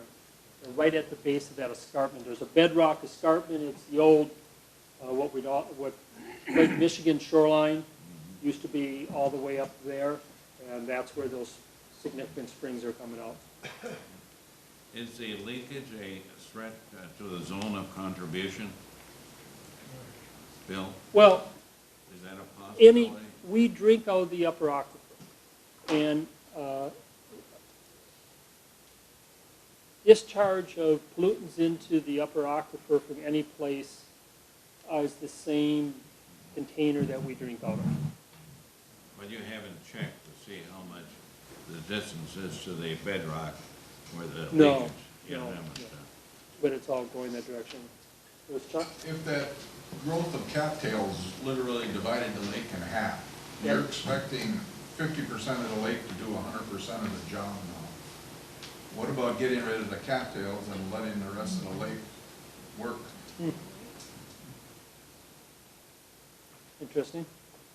One of our recommendations is actually to take a look at removing the vegetation and seeing if that would remove some of the nutrients out of the system. Actually, you'd mine them right out of there. So you're talking about dredging or what? Well, I didn't get that detailed. if you really want to think out of the box, but I think the likelihood of going back to large budgets, the likelihood of dredging the lake is pretty low. But that's things. Someone back there has a hand up. Yeah. Yeah, if you even open up an area for them cattails, for the water to get out, when the wind riles up the water, it's gonna, a lot of the nutrients are gonna flow out. It's gonna at least help. Flush it out. Like you said before, it used to be that way, at one point. Sure. Well, one of the points you raised earlier is possible recommendations is upstream retention as well. Right. If you think about what the lake is doing, is a certain amount of treatment. You can put ponds, wetland ponds, in the upper reaches of the watershed and on the side channels, which would serve that same purpose. Seeing that down in some really nasty rivers down south where they've brought in vegetation upstream to act as a filtration system up in front of the lakes, has reduced the sedimentation considerably. And that's part of those things of working probably with farmers, because they own most of that land, is the willingness and interest to do some of what we would call soft practices of buffers and wetlands and detention ponds, or we call soft practices. Yes? With a lot of the science here pointing to the treatment plant, how practical would it be to reduce the leakage in the treatment plant? I mean, how far can we go as far as that goes with the way that system is set up? Well, I think that's going to take a lot more discussions, but I quite honestly, the leakage topic, whatever amount it is a very small topic in terms of the nutrient loading to the lake. It's really a side topic which has come up as we are working on the lake project, because if you have a pond that's leaking nutrients within the zone of contribution, there's still the delivery system to the lake. The ponds that we're talking about at times are in the zone of contribution, and sometimes they're not. So if you were to stop all leakage and increase the discharge into the creek, you'd actually be bringing more nutrients to the lake, which some of them now bypass the lake. But in the big picture of nutrients, the leakage topic is not the big solution here. It's just a point that comes up, which is worth raising and letting the community discuss. Would another settlement pond in the treatment system make a big difference? That's what Gary does designs, and there's a couple engineers representing the sanitary district. Very well for what they're designed to do. They are settling ponds. They provide treatment, plus they provide settling, and they don't discharge except when the circumstances are the best, when they have the spring turnover, and drop out the algae. They produce a pretty high quality effluent for that level of technology. It's a pretty basic level of technology. And so, to answer your question about can you reduce leakage, yes, you can. You can put in a synthetic liner, you can put in more clay. But at this point, the lagoons are meeting the design criteria. They've raised the question that, well, should they be reduced? And yeah, they could be reduced, but even if they were cut in half, it would still be probably meeting those. And Right. so the question is, what would it take? And so there needs to be a lot more information generated before you come to that conclusion about what needs to be done, whether leakage is even a real issue. Well, again, I'll say leakage in terms of loading to the lake is not the big topic. The bigger topic is the discharge of nutrients at allowable level into the stream that goes to the lake. Is that acceptable use of the lake? Because again, we could spend a lot of time arguing about leakage, evaporation, and well, that's what's happening is the lake can't. They said, can it grow more weeds? And here they're saying there's too many weeds. So, Yeah. Well, and It's truly a different system in Clark Lake. there's the legalese about permitting a discharge too. I mean, there are state rules that guide what you can and can't do in terms of a discharge. And somebody earlier commented about using the lake as part of the treatment. Well, the state doesn't allow the use of a lake for treatment purposes. You have to meet the discharge criteria based upon, what the rules are at the time. The rules are changing. Phosphorus is going to decline. So they're going to have to do something about phosphorus in the future. And so right now, fortunately, the lake, based on the data in the report, the lake is already below the water quality criteria. It's not exceeding the criteria in the lake. And so what Bill was saying before is, it doesn't mean there's not something going on in the lake. Obviously, you discharge something in the lake, it's contributing to it. And so the point is, if you're going to try to collaborate on doing something to solve a problem that is maybe could use a little bit more definition, but still is a perceived problem, you do that. But right now, the criteria are being met. So if we were to calculate a limit, we would not say that there's a problem with the lake from the criteria. It doesn't mean there isn't stuff going on. It just means it's meeting the criteria. Right. So the criteria are newer. The science shows that the lake is receiving more nutrients than it can handle, but the discharge may be within the legal limit. Yeah, I mean that's where it becomes a And the bigger. whole discussion about the beaver ponds being there, the lake level being higher, the open water where things flushed out, that all makes a lot of sense. Right now, nothing's getting out of that area probably because of the flows and the barriers there. So, there's just a lot of things that have changed in 30, 40 years. It's really hard to put your finger on any one thing that is the cause. And so, as Bill said, it's trying not to look at pointing fingers, but in order to stick your money in the right place, you want to make sure you are getting the biggest bang for the buck and doing something that's really going to have a benefit. And do the various stakeholders, are various stakeholders willing to do more than the minimum or what they could be required to do? And that's not just the sanitary district, that's the community. Yes? It seems like any program for remediation, any significant program for remediation is going to require more than a minimum effort. And maybe the community doesn't have the money, the various local communities and stakeholders don't have the money to do this and can't come up with the money. What governmental grants or help can be looked for to aid in this funding? That would be part of the process of trying to find the resources to do it. I mean, Does the state help? Does the federal well, government help? we have some funds right now to cost share some of the agricultural practices, but not all of them. I don't know how grants work with treatment plants, and I don't know whether they apply if you want to do more than the minimum. But that's part of that process. A goal could be to try to do more than the minimum, and as the community work towards finding those resources too. Well, I think one of the challenges that people are having, or that I'm starting to hear, is right now this is fairly abstract. There aren't a lot of specific recommendations that people can actually put their hands around right now. No, we're not at that part of the process. We're not at that part. No, this was truly to deliver the science. Right. So one of the challenges is that, we're starting to look at solutions before we know what the recommendations for the solutions are. So we're trying to figure out, gee, is this too expensive when we don't have any idea of what it's going to cost us, other than there's some recommendations that said things have to change.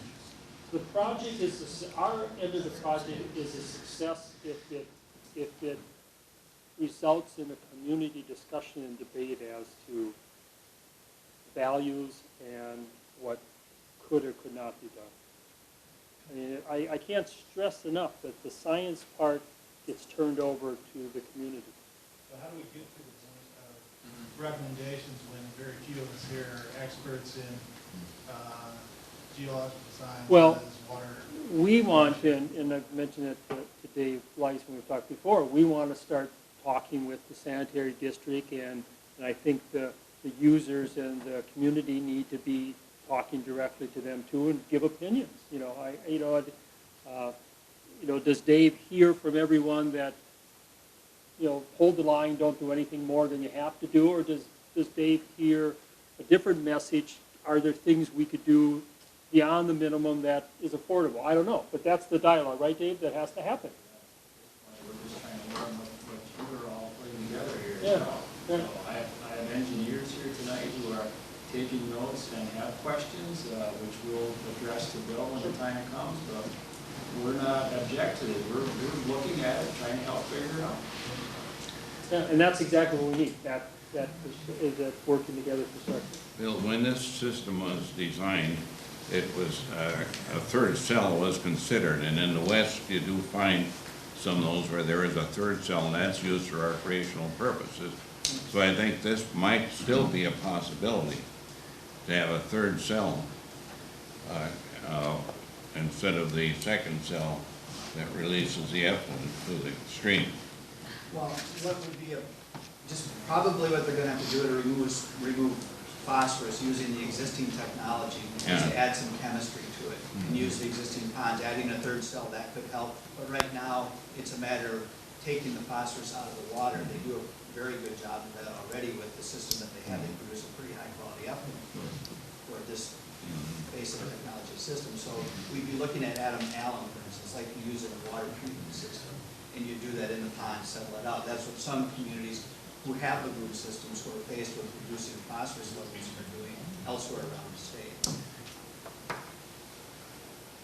Go back. I was just wondering how they determined where the watershed actually went, what kind of technologies they use. I know in the past they've done several to university, and one of them does conflict the areas with that, where they drilled test wells, put dye in, and found the dye came out in Sturgeon Bay wells. And that is kind of an overlap in water, groundwater study, that it kind of overlaps this one, but it says it goes northeast to southwest, and you're saying it kind of goes northwest down to southeast. So no, and they overlap, so how are those, how Well, was the technology or what was used? Margie, I don't think they overlap.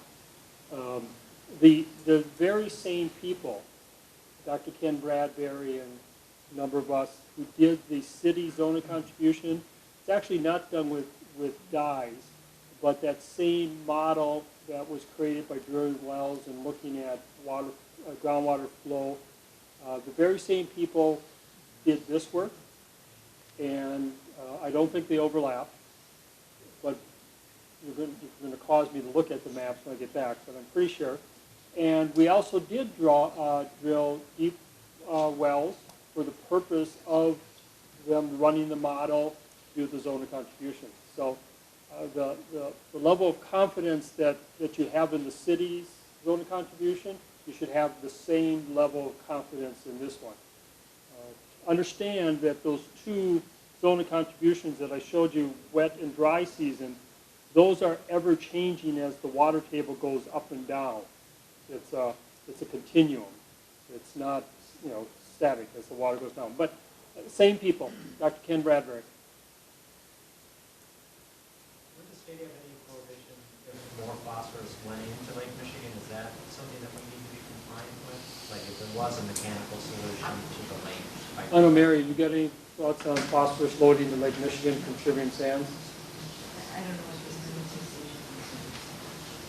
There are some allowable limits for streams, and we've actually been looking at those numbers too as they relate to impaired stream. We would not regulate what comes out of the lake or what goes into sugary sands. We would regulate point sources. Urine, but then is the stream at allowable level, is the lake at Well, right, that's a whole, but we don't regulate whether it could go out, so it doesn't, the lake discharges more, we wouldn't have regulation. The regulation is what's being put into it. Keeping you people there a long time. Yes, Mike. Yeah, you just made a comment about Jared Waters. Yes. Could you expand on that? What we're doing here? Well, I guess, Paul, you looked at the numbers. Do you want to give some of the numbers on the impaired well? Yeah, part of the problem with our sampling, and to Gary James' comment on the fact that the lake samples don't appear to exceed the state's water quality criteria for phosphorus, is our sampling point for Dunes Lake was at the outlet of Dunes Lake. The reason for that is that there is no good, safe way through a year to be able to get in here and sample the what would be the inlet basin for phosphorus. Typically, Kangaroo Lake, Clark Lake, when we sampled those lakes for phosphorus, we picked a mid-lake point to get a good representation of what the overall average phosphorus concentration is. And then compare that number with the state's water quality criteria to find out if the lake is impaired or not. We couldn't do that in Dunes Lake because a lot of the time of the year you can't get in that inlet basin. It's shallow and you can't sample it.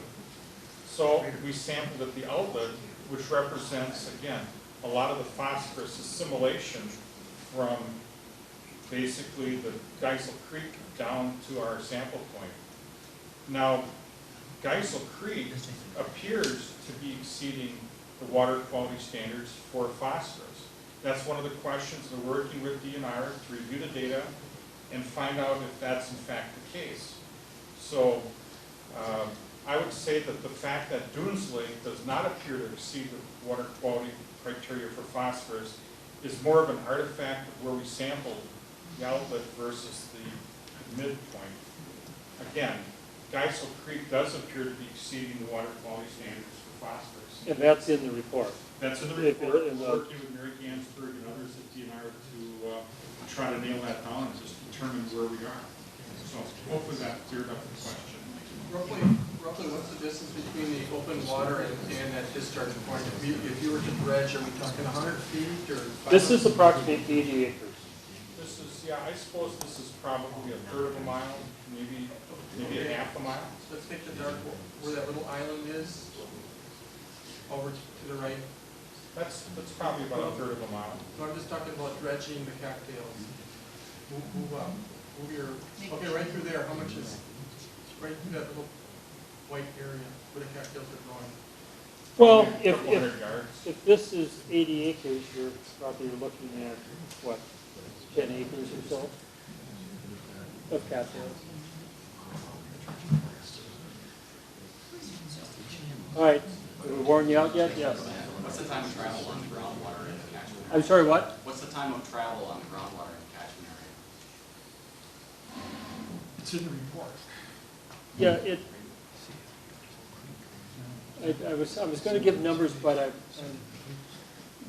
it's fairly rapid in Door County, but I don't want to give you numbers, but I can get them if you give me a telephone number or something. In the work that Bradbury did, they have the distance and the travel time and expected times and such. It's rapid in Door County. It's actually the issue that we have with rapidly wells going bad and good within days and weeks. It's rapid delivery. But I can get it to you. Yes? Did the phosphorus load coincide with the best management practices that the farmers are doing right now? Thus, being April, May, did you see a higher phosphorus level in the creek? That's when we haul and manure in spring, and then again in fall, we haul and manure, and then store it for 6 months. Are we self-contaminating by overloading the system for the 6 to 8 month storage time? Would we further ahead to spread it out over 12 months rather than probably a month and a half to 2 month period?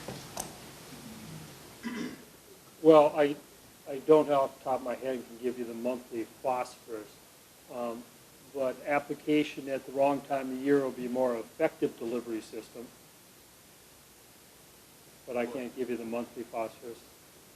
But aren't we overloading if we have 5,300 acres out of 7,200 that are going to be covered in manure within a 1 month period versus a 12 month period? Won't we be further ahead to spread that phosphorus load out and allow the Dunes Lake to process it over a 12 month period versus 2 months, 1 month in spring, 1 month in fall? No. You've made this point before, so I disagree. No. Yeah, I think you would you'd make the delivery system more effective. How would you increase the load because your phosphorus? It's not the load, it's delivery.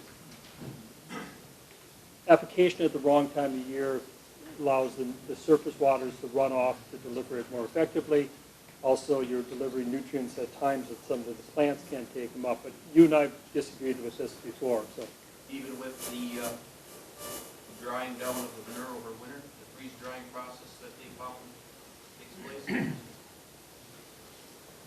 I still believe application at a timely manner is a better water quality practice than what you're advocating.